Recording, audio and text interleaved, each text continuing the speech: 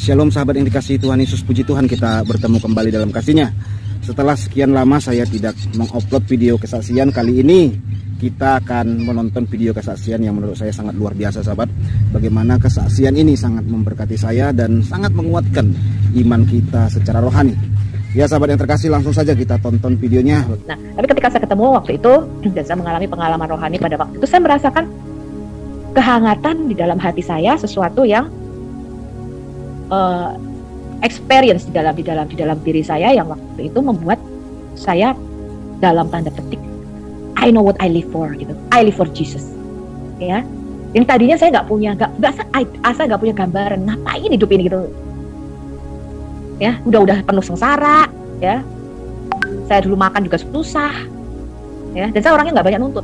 Saya dari bayi, dari kecil itu nggak banyak nuntut. Jadi kalau orang tua saya mengatakan saya misalnya minta sesuatu gitu ya, minta boneka atau minta mainan misalnya begitu, saya nggak seperti anak lain gitu, sampai merengek, menangis, kemudian sampai berguling-guling di lantai misalnya gitu ya, saya nggak pernah. Kalau papa saya mengatakan belum punya uang gitu ya misalnya ya, nanti ya kalau sudah punya uang baru nanti dibelikan, saya diem, nggak banyak nuntut ya. Jadi itu sampai SMA pun seperti itu. Jadi kalau saya tidak diberi, saya diem. Sepatu gitu ya misalnya sampai lubang-lubang, itu baru orang tua saya tahu tuh, loh kamu kok nggak minta diberikan sih katanya.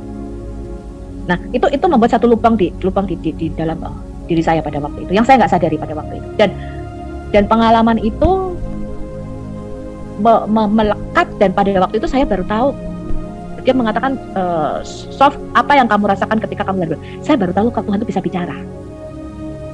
Ya, kemudian saya itu pada waktu itu saya mau dikasih Alkitab sama teman saya yang ngajak saya retret ini, dan Alkitabnya sudah sobek. Kita udah ganti Alkitab beberapa kali.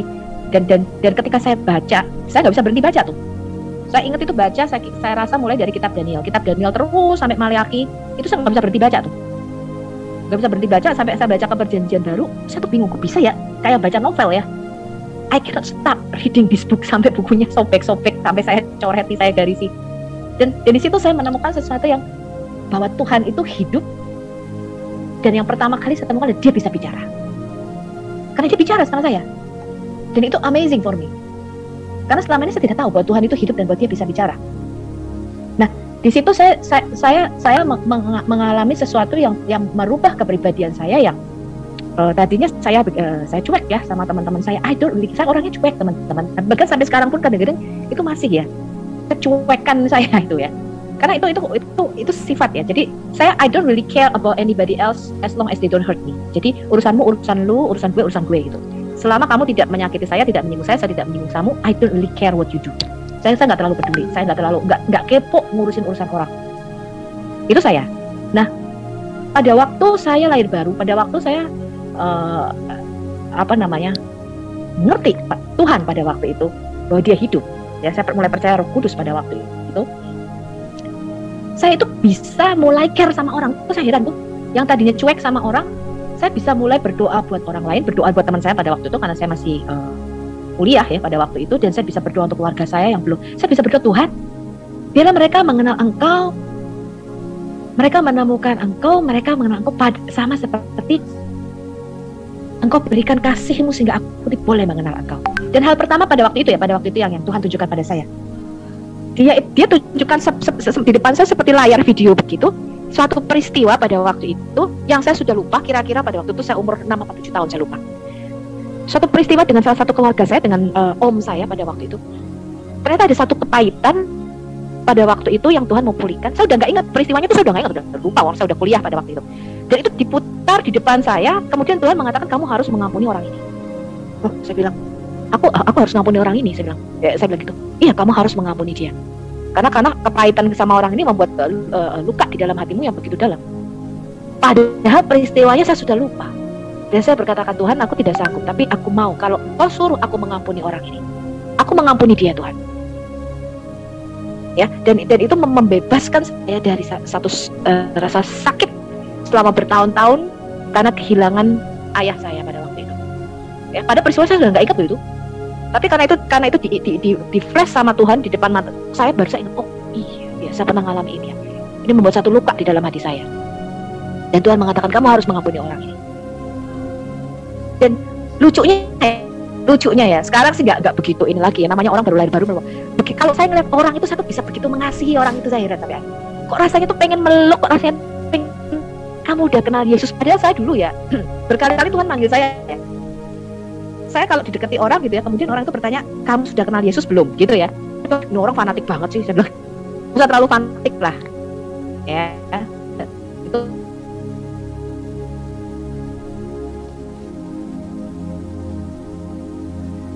saya kenal Yesus belum. Jadi orang pada waktu itu, teman-teman saya ada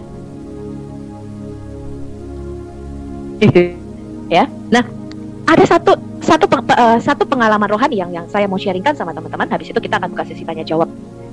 Bahwa sampai saat ini ya, saya sampai saat ini juga berdoa. Jadi Tuhan itu tidak pernah berhenti bekerja di dalam setiap poin di dalam hidup kita. Tetapi kalau kita tidak punya pengalaman pribadi dengan Tuhan, itu bukan kekristenan. Ya, mungkin saya mau cerita dua. Saya mau cerita dua. Saya disembuhkan dari satu penyakit yang pada waktu itu orang ngomong tidak bisa.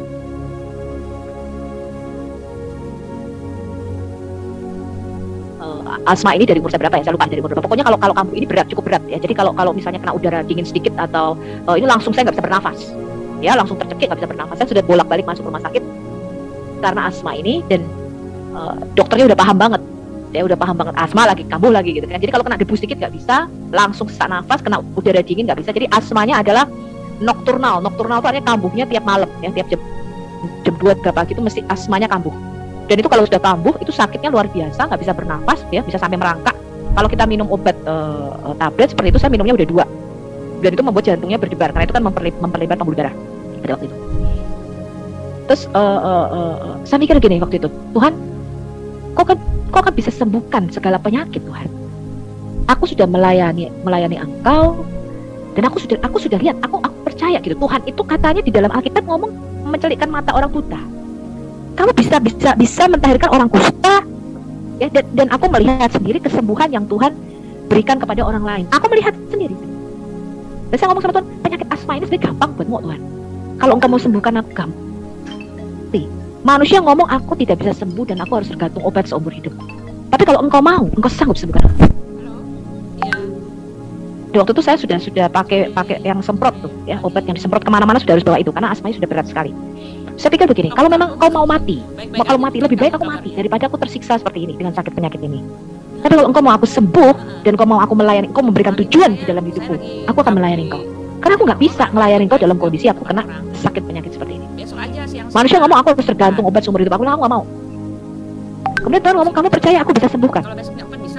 Dan saya bilang, iya aku percaya Engkau bisa sembuh. Saya bilang, karena Alkitab mengatakan Engkau sanggup, Engkau tabib yang ajaib, Engkau sanggup. Ini penyakit ini kecil buat Engkau, Tuhan. Aku bilang, kalau Engkau mau, Engkau bisa sembuhkan aku. Terus Tuhan ngomong gini, kalau Engkau percaya, kenapa Engkau masih minum obat? Dan pada waktu itu saya baru obat semprot. Konjat kalau pakai obat tablet, saya pakainya obat semprot. Saya buang obat saya itu, padahal saya masih beli baru, itu harganya cukup mahal pada waktu itu. Saya bilang, oke, saya percaya, saya bilang. Dan pada waktu itu hanya sekali sesak, saya bilang saya tidak mau pakai obat, saya hanya minum teh anget manis pada waktu itu. Dan saya bilang, saya percaya Tuhan sembuhkan. Dari sejak detik itu sampai sekarang, saya tidak pernah lagi kena asma. Ya, saya ke Jepang pada waktu itu dan ke Eropa pada itu musim dingin ya. Kalau itu sana salju, itu kalau saya nggak usah salju teman-teman. Udara dingin sih naik ke puncak, baru naik ke puncak, atau misalnya kalau di Jawa Timur kita naik ke Batu ya, baru masuk kotanya aja udara dingin, itu saya sudah sesak napas. Ya, ini sampai saya ke salju. Kalau sekarang, saya kalau pasang AC itu AC-nya udah paling dingin teman-teman. Ya, kalau dulu, jangankan AC paling dingin teman-teman. Ya, nggak usah dingin banget, itu jam 2 pagi saya sudah nggak bisa nafas tuh, karena kedinginan. Jadi puji Tuhan, ya, dan beberapa kesembuhan lainnya. Tapi itu yang saya mau katakan, bahwa Tuhan yang kita sembah adalah Tuhan yang hidup. Dia sanggup mengubah hidup kita. Ya, dia sanggup memberikan satu purpose atau tujuan yang baru di dalam hidup kita. Nah, sekarang bagaimana kita tahu panggilan Tuhan di dalam hidup kita? Kita from the moment pada waktu saya masuk di dalam pelayanan, pada waktu itu pelayanan kami di Betani adalah pendoa syafaat. Dan saya nggak kata apa ini sih, ini pelayanan apa nih gitu ya. Saya tidak begitu kenal pelayanan ini. Tapi kemudian God give me a purpose in my life, yaitu misi dan penginjilan. pagi doa biasa begitu ya sebelum kita ke kuliah waktu itu. Nah itu kan ya itu. Nah setelah selesai doa, saya baru sampai ya ada ketinggalan. Saya buka pintu, saya tuh lagi mikir gitu loh, yang ketinggalan buku gitu loh.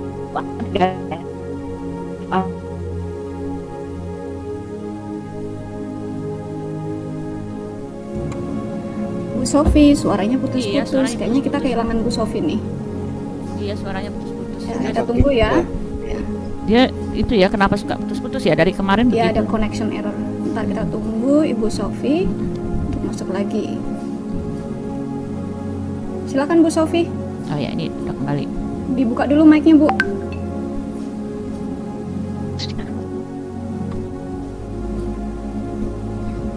Dibuka dulu mikrofonnya, Bu Sofi. Tadi sempat terpental.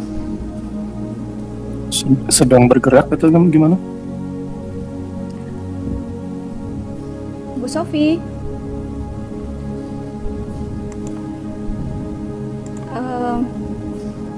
Tadi ada ininya sih. Bu Sofi masuk dengan device baru kayaknya. Halo. Ya, halo. Ya, Sempat terputus tadi, Bu. ya, aku ada. Ya, oke, sebentar.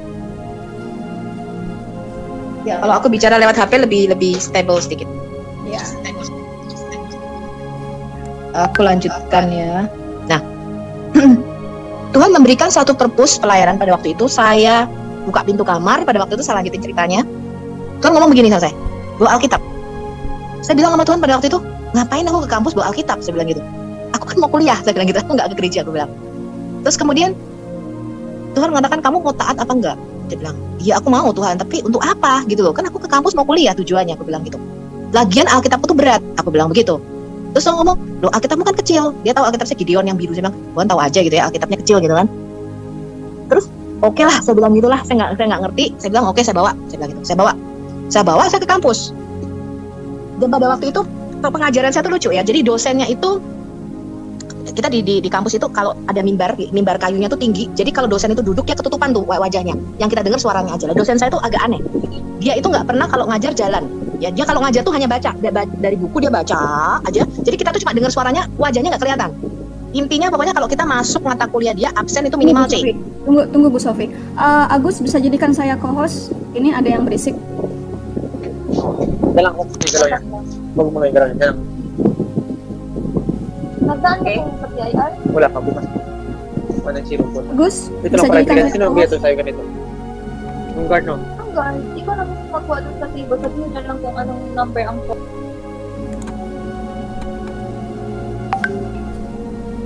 Silakan Bu Sofi, lanjut. Oke. Silakan Bu Sofi. Oke. Jadi dosen saya tuh agak aneh ya. Jadi pokoknya kalau masuk mata kuliahnya dia intinya dapat C minimal gitu ya. Pokoknya kalau absen aja, hadir aja di dia itu minimal C. Jadi kalau kita kuliah tuh kita nggak lihat wajahnya, kita cuma dengar suaranya aja. Nah saya tuh sambil buka buku, saya itu nyanyi gitu. Pada waktu itu kan terkenal lagunya Frankie Siombing. Saya ngomong gini, Yesus jalan kebenaran dan jalan kehidupan, itu yang Yesus katakan. Aku percaya, amin gitu ya. Saya nyanyi kecil pada waktu itu. Di sebelah saya tuh nanya begini, kamu Kristen ya?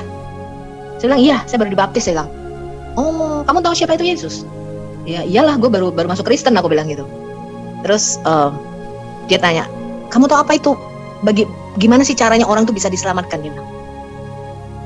Terus aku bilang gini, nanti ya habis kuliah, gue bilang sama dia, nanti tinggal kita berdua, kita di kelas dulu, lu jangan pulang dulu, gue bilang. Nah selesai mata pelajaran itu kami hanya berdua di kelas, saya sama dia. Saya keluarin Alkitab saya dong. Saya keluarin Alkitab saya. Oke, sekarang gue bilang, kamu tanya apa? Dia tanya bagaimana caranya kita diselamatkan. Saya juga bingung. Saya nggak pernah dapat pelatihan. Saya baca Alkitab aja belum kelar pada waktu itu. Saya sambil buka Alkitab tuh sambil saya doa gini, Roh Kudus, ini jawabannya apa ya? Gue bilang, gue nggak tahu tuh jawabannya apa. Gitu. Pertanyaan dia saya juga nggak tahu jawabannya apa. Tapi begitu saya buka, itu pas persis ya. Loh, saya kaget gitu loh. kok yang saya buka dengan pertanyaannya dia tuh bisa nyambung gitu, itu jawabannya gitu. Padahal saya ngasal aja tuh buka Alkitab. Saya bingung, oh ini loh jawabannya, ini loh caranya kamu bisa diselamatkan gini. Baptisan itu apa, dia tanya. Apalagi nih, gue nggak ngerti ini gitu kan. Aku sendiri juga baru pada waktu itu. Bilang, apa nih baptisan, gue mikir gitu. Roh Kudus jawabannya apa gitu ya. Saya buka lagi, kok bisa pas. Terus dia tanya apa lagi saya lupa lah ya. Dia tadi ada beberapa pertanyaan, nggak banyak sih, mungkin sekitar 3 atau 4, saya agak lupa. Beberapa pertanyaan tentang keselamatan, tentang baptisan, tentang siapa itu Yesus kalau nggak salah ya, pada waktu itu saya inget lupa. Cuman semua yang dia tanyain itu saya juga baru baca ayatnya pada saat dia tanya. Jadi ayat yang saya baca itu baru saya baca pada waktu itu. Kok bisa pas gitu loh dengan pertanyaan dia gitu loh. Jawabannya itu saya juga heran. Saya mikir gini. Saya bilang, kamu ini dipilih Tuhan loh, gue bilang. Kenapa? Karena aku tidak pernah disuruh Tuhan bawa Alkitab ke kampus kecuali hari ini, gue bilang. Tuhan ada rencana buat hidup kamu nih. Terus dia bilang, lu mau nggak ikut aku ke kebaktian pemuda pada waktu itu? Kamu kebaktiannya di mana? Di sini, gue bilang. Apa harus di gereja itu? Oh enggak, gue bilang gereja nggak menyelamatkan. Jadi pada waktu itu saya walaupun nggak pernah dapat training apa, saya ngerti bahwa gereja itu tidak menyelamatkan. Saya bilang, yang menyelamatkan adalah Yesus. Saya ngomong. Tapi kebetulan saya bergereja di sini. Saya bilang, kalau kamu mau ikut boleh. Sabtu ya, lu kosnya di mana? Gue bilang, ntar gue jemput nih. Gue bilang, oke, katanya. Nah itu jiwa pertama yang saya bawa. Akhirnya dia ke gereja pada waktu itu, dia dibaptis pada waktu itu. And amazing, saya dipanggil sama pendeta saya pada waktu itu. Pendeta saya mengatakan, kamu akan dipakai Tuhan di sini. Di mana? Gue bilang, di misi dan penginjilan. Apa itu misi dan penginjilan? Gue bilang. Nah begini. Nah sejak saat itulah saya punya beban. Pada waktu itu Tuhan suruh kita buka persekutuan di kampus. Karena kampus itu bukan kampus Kristen, yang saya ini ya. Saya waktu itu ngomong sama teman-teman selain saya bilang, Tuhan suruh kita. Jadi kita pada waktu itu selalu doa pagi. Jadi sejak saya bertobat, itu bertobatnya memang bareng-bareng tuh, satu rombongan, bukan cuma saya pada waktu itu ya, sama beberapa teman. Itu tuh kita punya beban untuk berdoa bagi kampus kita. Jadi kita kelilingin kampus kita pada waktu itu tiap pagi, kita minta izin sama satpam, kita doain tiap kelas pada waktu itu, kita doain dosennya. Dosen saya bertobat 2 pada waktu itu. Kemudian saya ngomong begini ya sama tim saya, Tuhan minta kita buka persekutuan di kampus ini. Terus mereka ketawain, saya bilang. Terus saya bilang gini, kamu sekarang buat surat, ajukan ke rektor. Bilang kita mau minta pinjam tempat untuk kita buka persekutuan doa Kristen.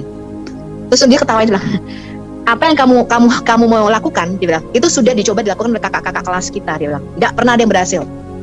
Tidak pernah kita diizinkan membuka persekutuan doa Kristen. Nggak mungkin, dia bilang. Nggak bisa nggak, dia bilang. Nggak mungkin kita dapat izin pada waktu itu. Terus dia bilang, udah, kamu nggak usah mikir dapat izin apa nggak. Lu bikin lagi surat, dia bilang.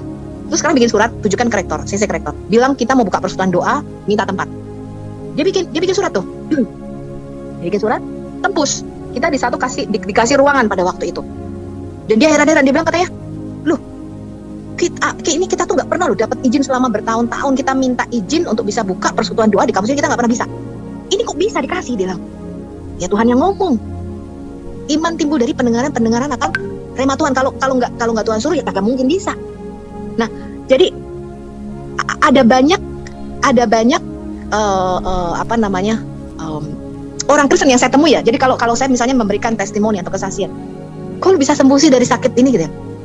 Gimana caranya lu sembuh? Gue berdoa, aku bilang gitu. Tuhan sembuhin aku. Walaupun mereka orang Kristen, mereka nggak percaya. Nah inilah yang dikatakan oleh di dalam Alkitab kita, dikatakan ini. Mereka beribadah secara lahiriah, mereka beribadah ya, mungkin rajin ke gereja dan sebagainya. Tetapi mengingkari kuasa daripada ibadah itu. But they don't believe in the power. Mereka nggak percaya ada kuasa di dalam ibadah kita. Ya, mungkin kita beribadah dengan menyanyi. Anda percaya nggak? There's a power in the praise or worship.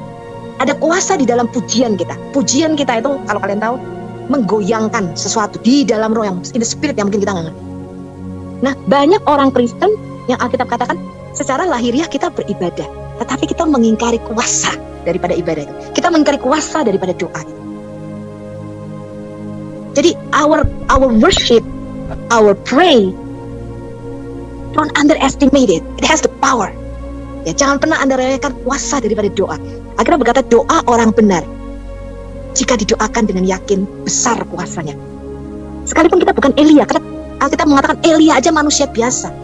Elia manusia biasa sama seperti kita. Dia berdoa dengan sungguh-sungguh 7 kali, langit tertutup. Gak ada hujan. Ketika dia berdoa lagi, langit terbuka, langit kebuka. Oh, luar biasa ya kuasa daripada doa kita. Nah, Jadi ada banyak ketika kita beribadah, kita nggak sadar ada kuasa di dalam, misalnya perjamuan kudus. Perjamuan kudus yang kita ambil, partake of the body of Christ, ketika kita mengambil bagian dari tubuh Kristus, kita harus menyadari there's a power. Di situ ada kuasa kesembuhan, ada kuasa pemulihan di situ, teman-teman. Ya, dan Tuhan pulihkan hidup kita secara luar biasa, terutama dalam hal ekonomi. Ya, saya nggak pernah kurus kering kelaparan walaupun makan tahu tempe. Zaman kuliah saya cuma makan tahu tempe, tapi nggak pernah kurus tuh, saya juga heran, dan nggak pernah mati kelaparan. Ya, even makannya cuman sederhana. Bahkan kadang-kadang Indomie ya, kalau kalian tahu anak kuliah tuh apa sih? Seleraku Indomie ya. Jadi kalau udah tiap tanggal 15 saya udah persediaan, sudah persiapan Indomie pada waktu itu. Kenapa? Karena kalau duitnya habis gue masih bisa makan gitu loh. Ya, ada Indomie, ada beras lah pokoknya. Ya, dan itu saya alami hari-hari itu. Tetapi Tuhan tidak pernah berdusta. Ya, Tuhan tidak pernah. Jadi firman itu harus kita alami. Ambil aja. Firman itu harus kita alami. Ambil aja, Pak, ambil aja. Nah, satu lagi saya mau kesaksian, ini yang terakhir. Saya mau saksikan apa yang Tuhan berikan di dalam hidup saya. Habis itu kita akan buka Q&A tanya jawab. Iya. Pada waktu itu kalau kuliah tuh teman-teman tahu kita udah dijatah. Pada waktu itu saya ya kecil lah ya jatahnya. Itu udah pas-pas banget tuh. Jadi ibu saya kalau ngirim duit itu tiap tanggal 1, nggak pernah meleset. Pada waktu itu kurang seminggu dari tanggal 1 saya udah habis duit. Nggak ada sepeser pun, nggak ada 1 rupiah pun saya punya pada waktu itu. Sebentar. Seminggu lagi baru dikirim duit.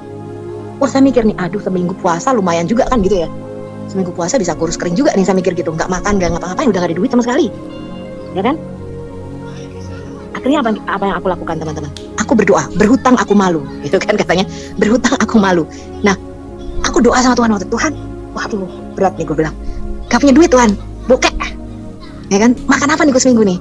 Puasa 1 hari masih oke lah ya, paling lemes-lemes minum air putih. Tapi kalau seminggu, wah bisa pingsan nih aku, gitu kan? Gak ada makanan lain, terus aku mau makan pakai apa? Belum nih kalau gereja pakai duit siapa nih, gue bilang gitu. Gak ada transport, gak ada duit transport, saya bilang gitu. Terus saya doa. Tuhan bilang ini, buka Matius 6. Hal kekhawatiran. Saya bilang apa Matius 6 apaan sih? Buka. Hal kekhawatiran. Janganlah kamu khawatir apa yang kamu makan, minum, pakai. Ya, Salomo bla bla bla, itu Yesus ngomong dengan begitu indahnya ya. Salomo dalam kemegahannya tidak pernah berpakaian seindah bunga bakung, ya. Dan burung di udara kagak menabur bisa tidak menuai, Tuhan beri makan ya. Ini kalau nggak nabur makanya nggak nuai ya. Burung di udara tidak menabur, tidak menuai, Tuhan kasih makan katanya. Tetapi kamu carilah dulu kerajaan Allah dan kebenarannya, maka semuanya itu akan ditambahkan kepadamu. Amin, gue bilang. Gue percaya, gue nggak mau khawatir. Terserah Tuhan, mau mati-matilah. Ya, tahu nggak teman-teman apa yang terjadi pada waktu itu? Terjadilah apa yang dialami oleh Elia, yaitu diberi makan burung gagak. Jadi pada waktu itu tiap hari nih, ada temen yang selalu datang ke kos saya ngasih makanan. Dia bilang gini, Sof, gue bilang, ya kenapa? Gue bilang, lu udah makan? Belum, gue bilang gitu. Gue tadi beli makan, gue inget lu loh katanya. Ini gue bawain lu makanan. Wih, puji Tuhan lu inget, gue bilang. Yuk kita doa bareng yuk makan. Nih, makan. Terus ada temennya masak. Padahal orang terkenal pelit nih, Dia ngomong gini, kita waktu itu ngekos rame-rame. Dia bilang gini, Sof lu udah makan? Belum, gue bilang gitu. Ini gue masak nih hari ini, makan bareng yuk. Tumben bayar gak nih? Gue bilang, lu kan biasanya ini banget dulu. Enggak, gratis nih, gue makan masak banyak banget kelebihan. Makan yuk, makan bareng. Selama seminggu itu teman-teman, saya itu ada aja yang ngirim makanan ke rumah dan ada aja yang ngasih antar jemput ke gereja. Saya waktu itu hampir tidak ada di kos. Jadi kalau saya setelah lahir baru ya, saya itu dari Senin sampai Senin hampir tiap hari di gereja. Kadang-kadang karena kita kalau pendoa itu kadang-kadang dia jaga menara ya, kalau di Betani Anda tahu. Itu kadang tugas malam tuh. Kita misalnya tugas jam 12 sampai jam 3 pagi gitu ya doanya. Dan itu kita nginep di gereja. Jadi tiap hari. Ya, jadi teman-teman saya suka ngomong, kamu datang dan pergi sesuka hatimu gitu ya. Karena nggak pernah di kos. Saya nggak pernah di kos. Ya, dan saya hampir nggak pernah belajar loh teman-teman. Makanya saya aneh tuh, bisa lulus kuliah itu aneh. Kenapa? Gue nggak pernah belajar. Kok bisa lulus gitu tuh? Anehnya di situ. Karena saya tiap hari setelah saya mengalami Tuhan lahir baru, saya kagak pernah di kos. Tiap hari pelayanan di gereja. Ya, jadi setiap hari saya pulang pergi itu cuma kos gereja gitu terus. Apalagi kalau minggu, ya minggu kita ada ibadah sekitar 3 kali, itu udah full tuh dari pagi ya sampai sore kita di gereja terus. Nah, pada waktu itu ya teman-teman, saya mengalami penyataan tuh luar biasa tuh. Setelah lewat 1 minggu saya baru sadar, gue kok nggak mati kelaparan ya. Ternyata Matius 6 hal kekhawatiran bahwa Tuhan akan mencukupi segala ini nyata loh. Gue bilang ini firman ini hidup. Tuhan Yesus ngomong begitu tuh ternyata beneran loh. Gue bilang gak main-main nih Tuhan ngomong gitu. Gue ngalamin nih Matius 6 hal kekhawatiran. Matius 6 ayat 23. Dan aku cerita sama temanku pada waktu itu. Aku bilang, gue udah tahu nggak lu? Gue udah seminggu ini kagak punya duit loh. Lah, lu kenapa nggak ngomong sama gue? Kan gue utangin. Dia bilang gitu. Ya kalau gue ngomong sama lu utangin kan gue nggak bisa mengalami keajaiban Tuhan, penyertaan Tuhan. Gue nggak ngalamin gimana caranya dikasih makan sama Tuhan. Iya ya, dia bilang gitu. Terus abis tanggal 1 orang tua saya ngirim berkatnya berhenti loh, kagak ada lagi yang bawa makanan ke kos. Itu saya heran. Nah, jadi yang mau saya katakan dan saya mau sharingkan sama teman-teman yang masih muda-muda ini adalah alami perjalanan bersama Tuhan. Anda punya kelebihan dibanding kita ya, atau mungkin dibanding saya. Anda punya yang namanya usia. And don't waste your time. Jangan sia-siakan masa mudamu. Anda punya kelebihan, kamu punya you have. Ya saya nggak tahu ya. Ada orang yang banyak ya mati muda dan sebagainya. Saya udah beberapa kali mau mati dan Tuhan masih buat saya hidup sampai sekarang. Tetapi bahwa masa muda kalian itu diisi dengan perjalanan bersama dengan Tuhan. Dan saya mau katakan satu hal. Tidak ada yang mengasihi kita dengan tulus lebih daripada Tuhan mengasihi kita. Dan saya bisa mengatakan ini karena saya tahu saya kehilangan ayah saya. Dan kasih Tuhan, pada waktu itu saya mengerti satu hal, ketika Tuhan jamah hidup saya mengerti satu hal bahwa saya punya Bapa di surga loh. Sekalipun saya tidak punya Bapa di dunia ini, sekalipun tidak ada pembelaan, ya kalau saya dizolimi dan lain gitu ya, nggak ada yang bela saya, tapi ternyata ada Tuhan yang bela saya. Dan saya nggak sadar itu. Jadi kalau orang mengatakan apa yang kamu rasakan, yang kamu alamin Sof pada waktu itu, saya mengatakan bahwa saya punya Bapa di surga. Dan sebelumnya saya nggak tahu itu kalau saya punya Bapa di surga. I never know that. Saya nggak tahu kalau saya punya pembela yang ajaib. Dan itu teman-teman harus merasakan dan mengalami itu. Saya rasa teman-teman yang di sini yang di We Are For Murtadin dan WARF semuanya mengalami zaman Tuhan yang berbeda-beda dan bagaimana Tuhan berkarya di dalam hidup kita. Dan api ini harus dikobarkan terus teman-teman. Ya, api kasih mula-mula ini kita jangan sampai padam. Ya, kalau kita kehilangan itu, saya merasakan kalau kita kehilangan, kita jauh dari Tuhan, kita tidak ada api lagi untuk menginjili orang, kita tidak ada api lagi untuk memberitakan firman Tuhan, habis hidup kita. We have no purpose, kita nggak punya tujuan hidup lagi, hambar. Karena hidup ini bukan cuma sekedar kita cari duit. Hidup ini bukan sekedar kita cuma belajar, tapi hidup ini exciting. Tuhan membuat hidup ini bisa bergairah karena kita ada api yang menyala untuk kita bisa menjangkau orang lain. Untuk kamu sudah kenal Tuhan belum? Ya. Jadi saya pada waktu memang mau diusir sama keluarga saya pada waktu saya bertobat. Dia bilang, ngapain sih ikut apaan nih? Ikut sekte apa? Dia pikir ikut hal-hal yang aneh. Dia bilang, saya bilang enggak lah. Kamu lihat aja buahnya. Saya bilang, apa aku jadi makin baik? Apa aku jadi buruk gitu kan? Saya ngomong pada waktu itu, ya. Dan keluarga saya akhirnya dijamah satu-satu. Ibu saya pada waktu itu belum kenal Tuhan juga. Dan akhirnya dia mengalami perjumpaan pribadi juga dengan Tuhan. Dia mengalami sendiri perjalanannya bersama dengan Tuhan ya pada waktu itu, dan saya bersyukur sekali. Dan kita bisa berdoa untuk keluarga. Beban kita adalah keluarga dan teman-teman kita yang belum kenal Tuhan supaya mereka diselamatkan, dan terutama untuk Indonesia ini. Jadi sekarang kita punya beban dan punya hati karena kita punya visi untuk Indonesia ini. Nah, apa hubungannya ini dengan kaum muslim teman-teman? Muslim adalah orang yang giat untuk Tuhan. Ya, Roma 10 mengatakan kita bisa bersaksi bahwa mereka sungguh-sungguh mencari Allah. Ya, orang muslim adalah orang-orang yang sungguh-sungguh giat mencari Allah loh. Bayangin, mereka sehari berdoa 5 kali ya. Saya nggak tahu apa orang Kristen berdoa sehari 5 kali, saya rasa enggak ya. Berdoanya mungkin pagi, malam gitu. Kalau mau tidur, Tuhan, gue mau tidur nih begini-begini, terima kasih Tuhan, bla bla bla gitu ya. Langsung tidur, apa doa makan mungkin. Tapi mereka sungguh-sungguh mencari Tuhan. Dan Tuhan memberikan satu visi di Yesaya 6 bahwa orang-orang muslim ini akan kembali kepada Tuhan, yaitu orang yang hatinya seperti merpati. Dan ini yang kita doakan, sebab mereka sungguh-sungguh mencari Tuhan. Dan saya percaya, saya aja yang nggak terlalu sungguh-sungguh mencari Tuhan. Ya, saya nggak sampai tuh saya mencari Tuhan gitu, misalnya saya kemudian bersemedi atau berdoa atau menyingkirkan diri, enggak tuh, saya nggak kayak gitu tuh. Tetapi saya ditemukan oleh Tuhan, itu pun luar biasa. Dan kita berdoa bahwa mereka yang sungguh-sungguh mencari Tuhan, aku percaya firman Tuhan berkata bahwa tidak ada yang sia-sia bagi mereka yang mencari wajah Tuhan. Tuhan berkata mereka yang mencari wajahku mereka akan menemukan. Dan itu yang kita doakan bagi Indonesia. Dan teman-teman, saya berdoa supaya Anda dibangkitkan menjadi seorang pemberita Injil atau apologet muda. Ya, kita berdoa karena kita memerlukan banyak orang-orang seperti itu. Dan apapun panggilan Tuhan di dalam hidup kita, teman-teman berdoa begini, Tuhan, give me the purpose of life. Berikan aku tujuan hidup. Ya, kalau Anda sudah di usia-usia di angka-angka seperti kita misalnya ya, ini usia-usia matang ya, saya bilang matang menjelang tua gitu ya. Nah, Anda harus berdoa dengan cepat-cepat. Semakin mudah Anda dipakai Tuhan, semakin luar biasa. Kenapa? Kalau udah Tuhan mau ngapain tuh, teman-teman? Ya, kalau nanti kita misalnya udah tua, jalan aja udah susah gitu ya, lututnya udah kena persendian, otot-otot, tuh gue mau melayani Tuhan ya, melayani apa nih? Ya udah tante-tante gitu, aduh tante mau melayani Tuhan, melayani apa ya? Udah tante bisanya berdoa ya, apa masak misalnya. Ya, which is good misalnya ya, itu pelayanan Tuhan juga. Tetapi semakin Anda muda, semakin Anda berdoa di dalam Tuhan dan Anda, God give me the purpose of my life. Karena Tuhan akan pakai kita di talenta yang kita punya. Nah, saya tidak pernah mengerti talenta saya kalau tidak ada di dalam Tuhan. Karena talenta kita punya masing-masing sendiri. Ada yang Anda berdoalah, talenta apa yang Tuhan berikan, dan di situ kita berdoa, Tuhan pakai aku. Engkau sudah memberikan aku the gift. Engkau memberikan aku talenta ini. Kalau talenta untuk mengajar, biarlah itu dipertajam. Karena kadang-kadang begini teman-teman, kalau saya mengajar nih ya, ini saya mengajar nih, saya bikin materi. Kalau Anda lihat di Hayat Indonesia, ketika saya bikin materi itu tuh yang saya pelajari ya, itu bisa Tuhan kadang ngomong sesuatu yang saya baru kali itu tahu loh. Tuhan bisa bukakan sesuatu. Ini ya, kamu ini ngomongnya gini, nanti ayat ini nyambungnya ke sini, ini ke sini. Loh kok bisa ya? Saya juga heran. Jadi kadang-kadang ketika saya mengajar misalnya, atau saya ini, itu yang keluar dari mulut saya itu bisa balik ke saya. Kok saya bisa ngomong gitu ya gitu.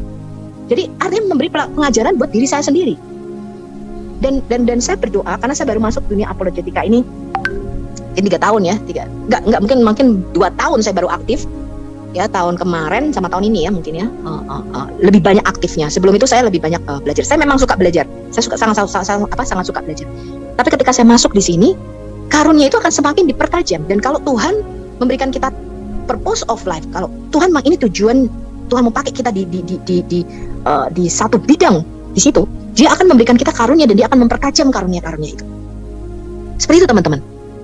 Ya, nah itu adalah yang mau saya sharingkan mengenai menemukan identitas kita di dalam Tuhan. Tanpa Yesus kita tidak punya jati diri. Tanpa Yesus kita terhilang. Karena Yesus is the center, is the purpose. Di dalam Yesus lah kita hidup ini punya makna. Itu hanya kalau kita ada di dalam Dia. Di luar Yesus hidup ini nggak punya arti, teman-teman. Trust me. Ya, kosong hidup kita tanpa Tuhan. Itu yang saya rasakan selama bertahun-tahun. Nah, itu adalah yang saya mau sharingkan. Pak YP, mungkin boleh kalau ada mau respon, menanggapi, atau ada yang mau ditanyakan, coba teman-teman, silakan. Ya, saya mau tanya dulu yang pertama, boleh? Boleh, silakan Bu. Ya, pertama saya kan kita kan semua sudah melihat Ibu Sofiatul sepertinya punya kelebihan dalam soal pengetahuan tentang latar belakang Islam, lalu Kristen, sejarah-sejarah gitu kan. Ini Ibu dapatnya dari mana, Bu? Ya, pengetahuan tentang itu ya, ilmu-ilmu itu Ibu dapat dari mana? Apakah Ibu pernah sekolah atau Ibu gimana gitu? Sekolah. Ya, kalau secara ya. Jadi dapatnya dari belajar, Bu. Ya dari banyak membaca. Kalau sekarang kan kita download buku-buku online banyak sekali, gitu. Dan otodidak ya, kalau cari sendiri ya, otodidak ya. Kalau saya rasa kalau talenta mengajar tuh banyak ya teman-teman kita. Kalau kita lihat pastor luar biasa. Pastor saya di gereja saya seorang pengajar, seorang pengajar tuh begini ya. Kalau saya lihat ada banyak memang pastor bisa berkhotbah, tetapi tidak banyak yang punya talenta mengajar. Jadi kalau orang punya talenta mengajar, dia itu bisa membuat sesuatu yang rumit itu menjadi simple, menjadi dipermudah, orang itu bisa mengerti. Ya, orang bisa mengerti dengan cara yang sederhana, dia bisa menangkap garis besarnya dengan mudah, dan dia bisa mengingat tuh. Jadi kalau saya misalnya pastor saya ya, kalau khotbah itu saya bisa tahu garis besar yang dia omong itu, saya bisa hafal, bisa ngerti, nancap di pikiran saya. Karena ada banyak pastor ketika berkhotbah, minggu depannya kita udah lupa kemarin khotbahnya apa ya dia ya gitu ya kadang-kadang. Kan dia tidak punya talenta mengajar. Nah, orang yang diberi talenta mengajar itu dia bisa membuat sesuatu menjadi mudah, jadi gampang diingat. Ya, jadi nggak lupa. Ya, jadi saya ingat tuh, oh dia kemarin cerita mengenai 3 gunung di dalam kitab Taurat misalnya. Itu saya bisa ingat. Dia cerita tentang ini, itu artinya ini. Dia cerita tentang gunung yang kedua, artinya ini. Cerita tentang ketiga artinya ini. Kemudian dia cerita misalnya 3 tongkat Musa, tongkat Yakub. Itu saya bisa ingat tuh. Ya, walaupun pastor itu udah lama banget khotbahnya, bisa bertahun-tahun. Kemudian dia khotbah mengenai the kingdom of God. Dia khotbah mengenai kerajaan surga. Itu saya bisa ingat, nyantol di otak saya bertahun-tahun, sekalipun itu sudah lama saya baca. Nah, itu karunia mengajar di situ. Nah, karunia berapologetika berbeda lagi kalau kita lihat. Kalau kita bicara mengenai Islamologi. Makanya saya berkali-kali kan mengatakan bahwa di gereja itu tidak banyak, ya hampir nggak ada lah, saya hampir nggak pernah dengar pastor itu menyinggung mengenai Islamologi. Mana pernah kita dapat pengajaran Islamologi di dalam gereja? Pastor itu kalau khotbah tidak pernah menyinggung Quran, tidak pernah menyinggung siapa itu Muhammad atau sejarah Israel. Kita buta, pengetahuan kita tentang Islam nol. Karena memang di dalam gereja tidak pernah diajarkan hal-hal seperti itu. Ya saya herannya ketika saya buka ternyata memang, terutama saya tertarik di dunia apologetika Islamologi, kan saya berkali-kali sudah ngomong sejak Christian Prince ya 4 tahun yang lalu ketika saya menonton, iseng-iseng sih, saya waktu nggak tahu ya kok bisa menemukan itu. Saya menonton, saya ngikutin. Di situ saya mulai tertarik gitu loh. Di situ saya mulai tertarik. Pertama karena saya memang di misi dan penginjilan. Pelayanan saya memang di misi dan penginjilan.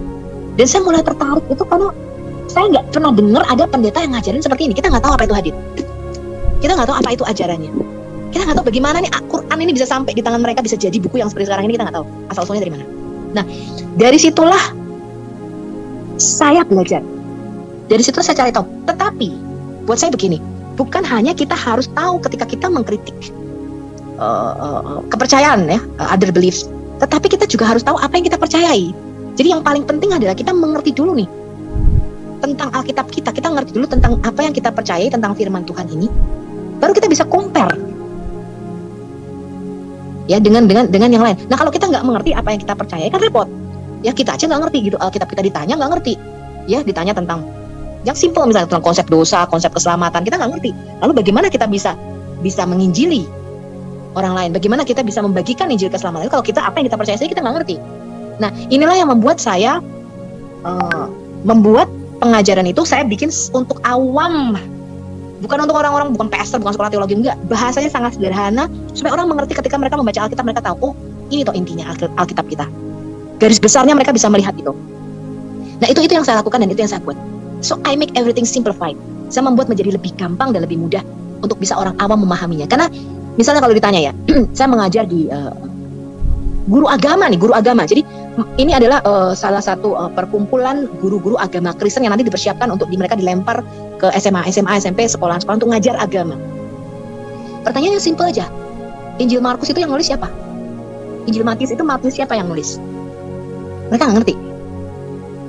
Markus siapa yang nulis? Matius siapa itu? Lukas itu siapa yang nulis? Nah, karena saya bisa memahami ini kalau kita melihat pengajaran agama misalnya di SMA, karena pernah kita belajar mengenai apologetika dasar, bagaimana Alkitab ini terkanonisasi. Karena teman saya sekalipun dia dari keluarga Kristen ya, dan sudah puluhan tahun jadi Kristen ya, dia baru sadar, dia baru tahu, gue ke Yerusalem malah gue bisa murtad nih katanya. Nggak murtad sih, sampai sekarang dia masih Kristen gitu. Saya bilang, lo kenapa lo murtad? Gue baru tahu kalau Alkitab itu yang nulis manusia katanya. Lah, gue bilang, kok kamu pikir Alkitab itu turun dari surga? Gue bilang, yang nulis manusia lah. Nah dari situlah saya bisa mengerti bahwa gereja ternyata tidak memberi makanan yang cukup mengenai apologetika. I'm very sorry ya. Jadi mungkin khotbah di gereja termasuk including in my church ya, ketika kita mengkhotbahkan, kita lebih mengkhotbahkan mengenai motivasi mungkin ya kan. Kita kuat di dalam kondisi misalnya COVID seperti ini, ada orang yang kehilangan pekerjaan misalnya begitu ya.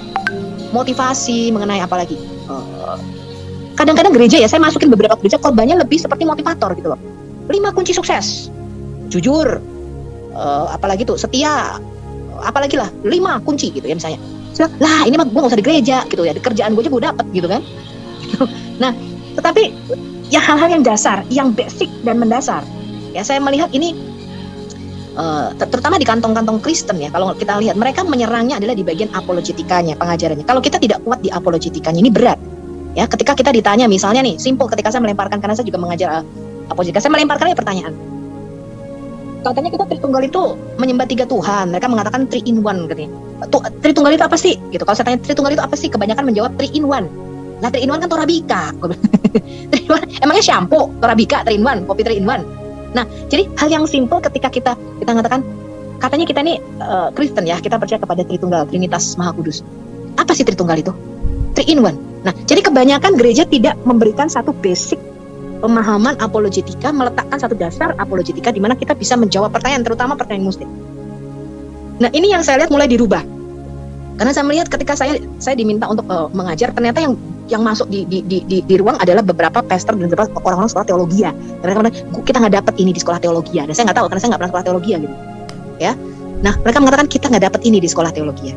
Well I don't know, saya bilang, karena saya nggak pernah sekolah teologi ya. Tapi bahwa basic yang gereja perlukan saat ini adalah kita harus punya fondasi dasar apologetika dan pengajaran yang cukup kuat, dan ini basic banget. Bagaimana Alkitab itu sampai di tangan kita? Karena inilah yang diserang oleh yang katakan kristolog ya dari mereka. Ya, jadi pertanyaannya sebenarnya simpel-simpel kok. Ya Tuhan kamu 3, kamu menyembah 3 Tuhan, 1 tambah 1 tambah 1 kok bisa 1? Ya pertanyaannya muter-muter itu aja sih. Yesus itu bukan Tuhan, Yesus itu cuma nabi, cuma utusan. Kan pertanyaan itu aja. Muternya di situ sebenarnya. Nah, itulah yang harus kita equip gereja, memperlengkapi tubuh Kristus ini supaya mereka bisa menjawab. Nah, itu yang saya doakan dan itu yang Tuhan pakai di dalam hidup saya. Begitu Bu Uti? Ya, luar biasa sekali. Ya, terima kasih Bu Sofi, luar biasa sekali ya.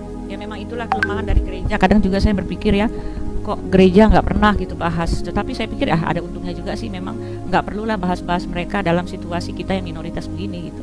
Tetapi akhirnya kan menimbulkan ketidakmengertian kita tentang mereka. Makanya itu juga penyebabnya banyak juga yang meninggalkan Yesus karena mereka nggak kenal, yang di sana mereka nggak tahu gitu.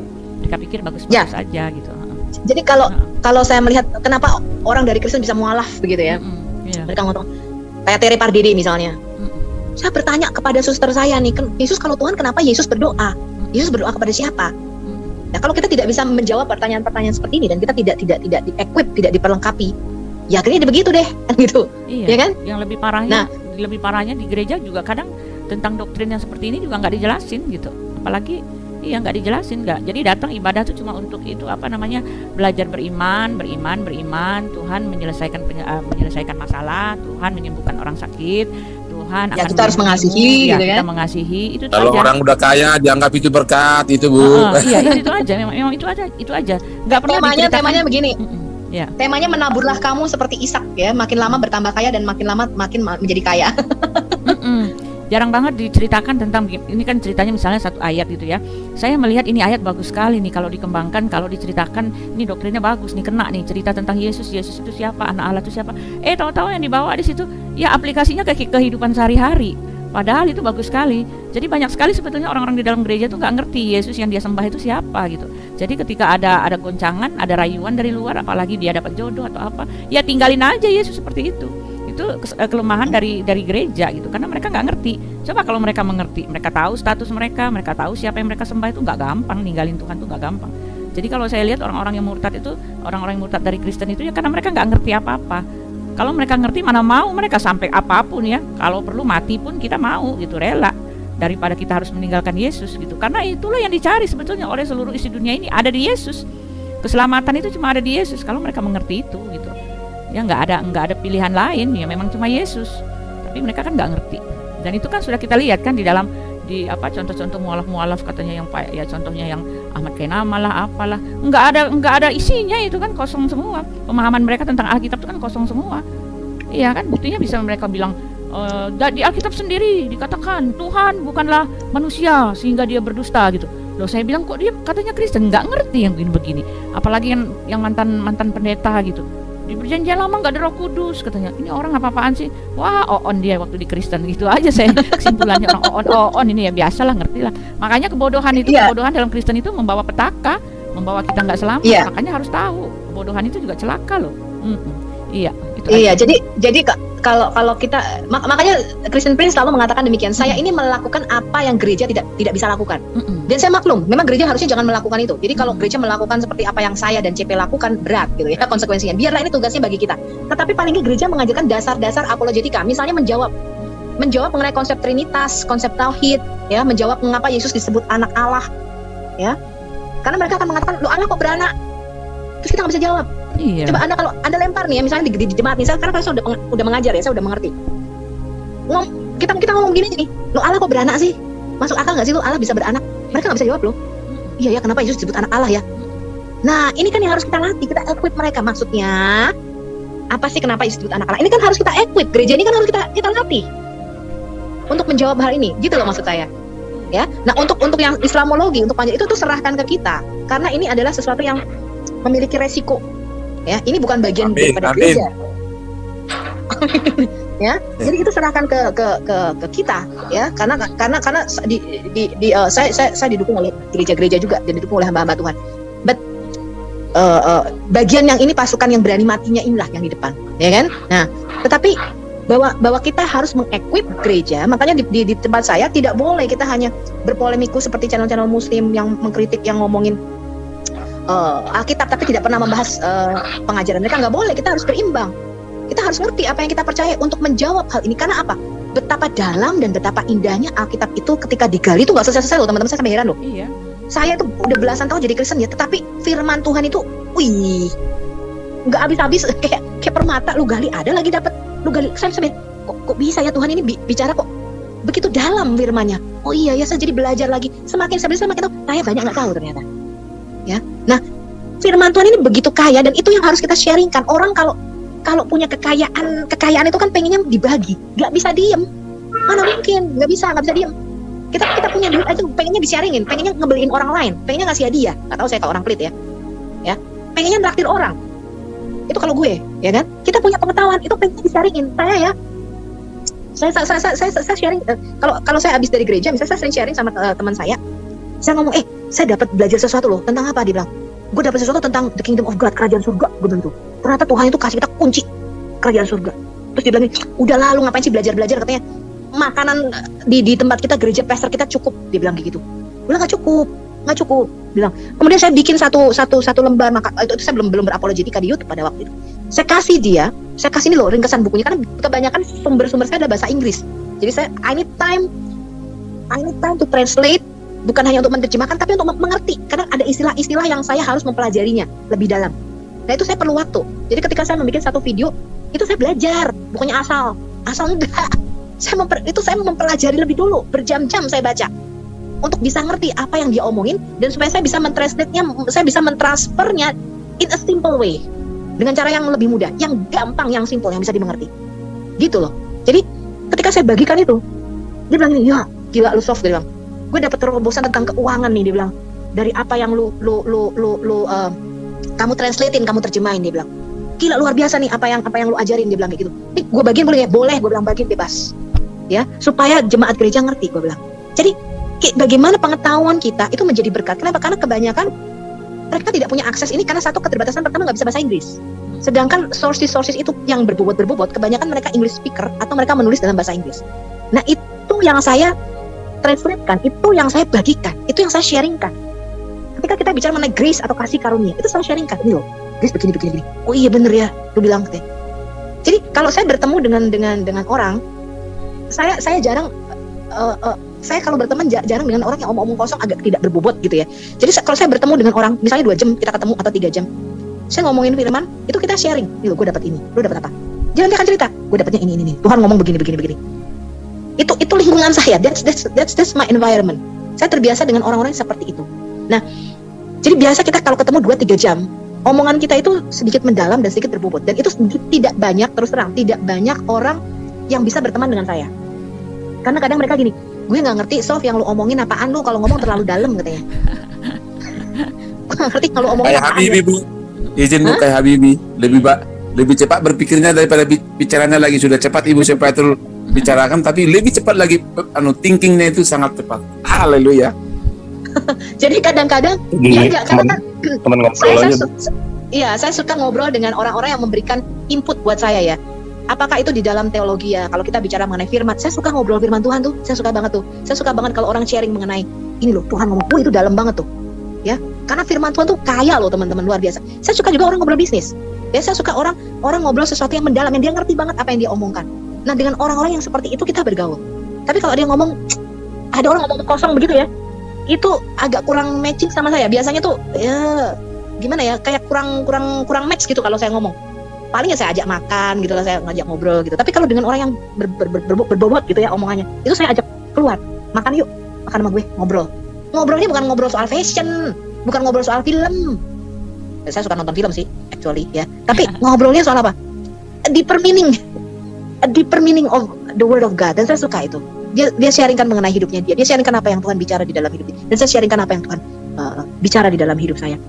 Hidup ini nggak gampang teman-teman, hidup ini nggak gampang. Saya tahu, saya udah ngalamin hal itu. Tetapi bersama Tuhan, jangan pernah takut ya, jangan pernah khawatir. Saya udah ngalamin teman-teman makan nasi lauk beras. Dan I praise God, saya mengalami hal itu. Saya nggak pernah kurus kering tuh, ya. Nah, saya mengalami hal itu. Kenapa? Firman Tuhan nyata. Jadi firman Tuhan harus kita alami. Kalau dia bicara mengenai bahwa dia memberikan kita hidup yang berkelimpahan, dia mencukupi kehidupan kita. Itu mesti lu alamin firman Tuhan, jangan teori. Hidup kok teori? Ya, hidup perlu kesembuhan. Kalau nggak bisa ke dokter, nggak punya duit, mau apa? Nggak bisa operasi, terus gimana? Ya, Hidup perlu duit buat makan. Firman Tuhan mesti kita alamin. Ya, jadi kalau Tuhan mengatakan akulah Yehova Jireh, Allah yang mencukupi segala kebutuhan. Pernah ngalamin nggak Yehova Jireh? Seperti yang Abraham alamin. Tuhan mengatakan, aku Yehova Rafa, Allah yang menyembuhkan. Pernah ngalamin nggak kesembuhan nama Tuhan? Nah kalau kagak pernah, artinya kita nggak, firman Tuhan menjadi sesuatu yang dibaca aja. Itulah bedanya kita dengan orang agamawi. Because we walk with God. Firman ini menjadi sesuatu yang living. Firman Allah itu a living word, sesuatu yang hidup. Dan mesti kita alami, harus kita alami. Desak Tuhan. Dan saya kadang-kadang kalau ada satu kebutuhan yang mendadak dan mendesak, saya bilang, aku tidak akan berhenti berdoa sampai kau jawab aku Tuhan. Be persistent in God. Desak Tuhan. Tuhan berkata, ketuk pintu kata Tuhan. Ya, kalau saya ada satu kebutuhan yang saya give up, nggak bisa nih Tuhan, nggak ada jalan keluar nih, I mess up. Ya saya mengalami teman-teman, nggak bicara mulus, nggak ada mulus hidup. Ya, yang mulus itu cuma iklan skincare. Ya, hidup nggak ada yang mulus. Ya, ketika kita melihat, saya mengingat bahwa Tuhan tidak pernah meninggalkan kita. Dan saya katakan sampai mati pun Tuhan tidak akan pernah meninggalkan kita. Ya, ketika kita mau intip-intip mau jatuh, kayak orang udah di pinggir jurang nih, Tuhan tangkap kita, Tuhan balikin kita. Ya, desak Tuhan. Ya, kadang kalau kita berdoa misalnya sesuatu, God, saya bilang, sampai engkau jawab aku nggak berhenti berdoa. Aku bilang, sampai engkau ngomong sesuatu, sampai engkau jawab. Apa jalan keluar dari masalahku ini? Because I give up. Aku nggak punya jalan keluar, buntu. Ya, tapi di dalam Tuhan selalu ada jawaban. Jangan pernah berhenti berharap. Kadang-kadang saya juga begitu. Aduh Tuhan, desperate banget gitu ya. Misalnya kerjaan macet lah, apalah gitu ya. Kemalangan lah menimpa kita. Lalu kita ngalami teman-teman. Ya, kita ngalamin itu. Kita manusia masih hidup di dunia. Gak ada yang mulus.